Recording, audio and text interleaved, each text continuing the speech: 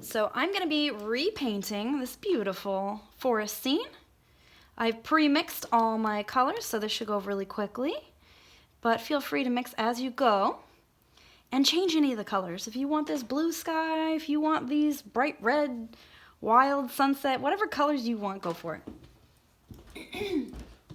So I have already made a nice soft pink using a little bit of yellow, a little bit of pink, a little bit of white. I've mixed a periwinkle, a little bit of light blue, and some of the pink.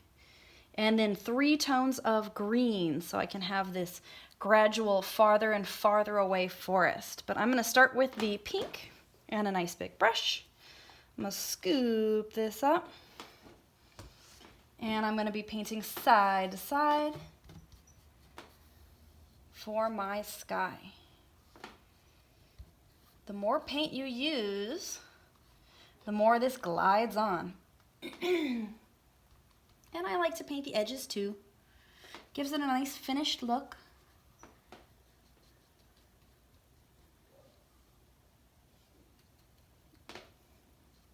So I paint the sides as I go. So I'm going to get a nice layer side to side of the pink on. And then I throw in just a little bit of extra white right at the bottom here. So as you go lower in the sky, closer to the land, you see more atmosphere, more water, water vapor, and just the stuff that's in the air. And so the sky tends to get a little lighter as you head down. So I put in my white, and I'm just going to blend by going side to side over and over and over again until it looks soft. Nice soft gradient. You could even go, from pink to more yellow. That'd be really pretty. Do a more intense pink to a lighter pink. That always looks really cool. And add more white as you need heading down. Another thing that I probably should do here is wash out my brush, because the pink is the stronger of the 2 colors between the white and the pink, and it's just going to keep dragging pink down, down, down.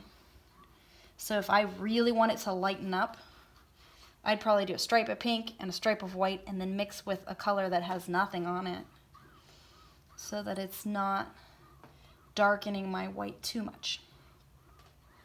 But I like the way this is going so far. I'm not going to go too far down because I have a really pretty range of hills in the background that I want to add. And I'm just going to wash out this brush. You might be able to hear that in the background. I really pound the brush down, down, down to the bowl. Because a lot of times you'll get paint stuck in that little edge in the metal. And also water, so tamp it down on a paper towel. Make sure it's not dripping before you move on. So I'm going to start my periwinkle, or my lavender. And I'm just going to start by putting a stripe down, getting that established.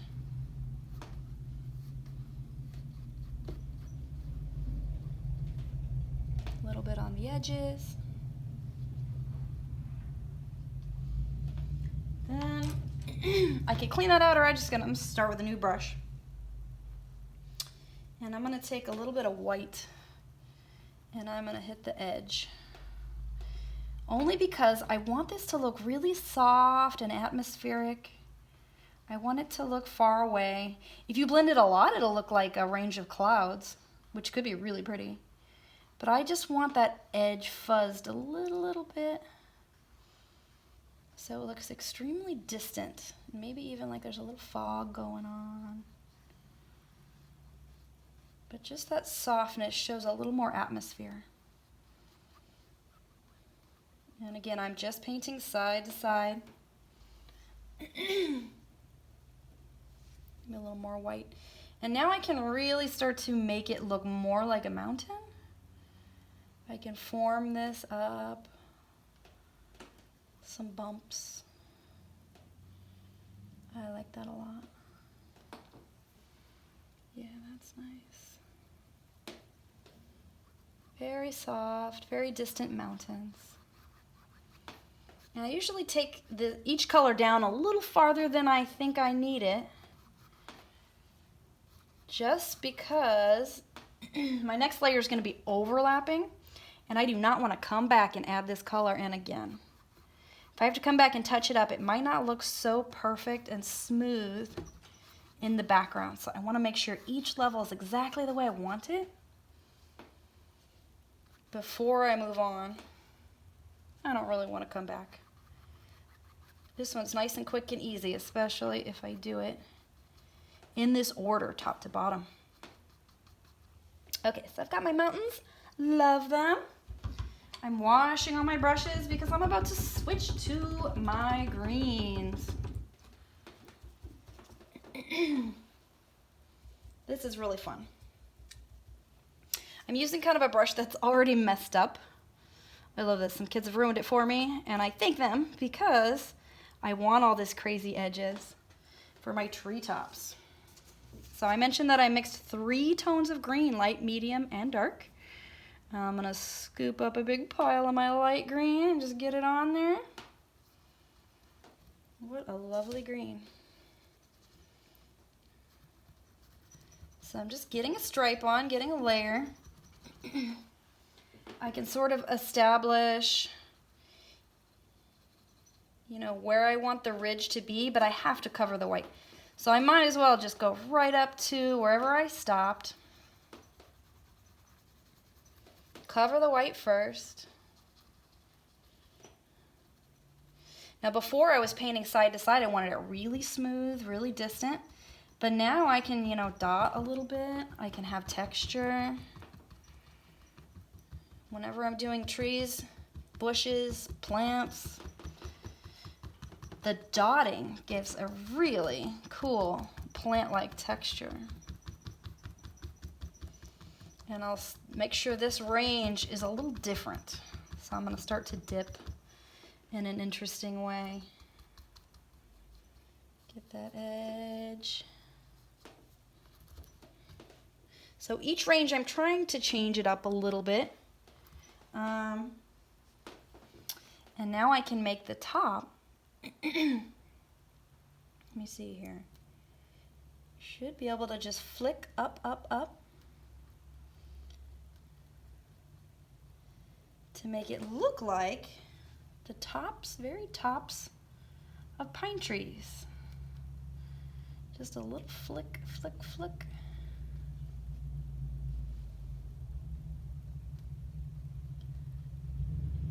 But teeny tiny because this is my far away range of trees.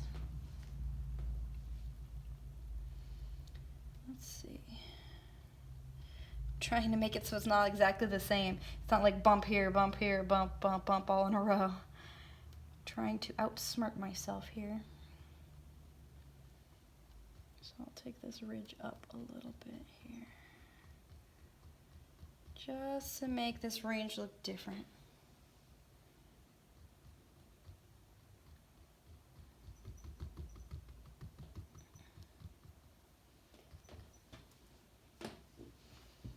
You could make it smooth like grass, but here I'm really trying to give the sense of a forest. So I'm gonna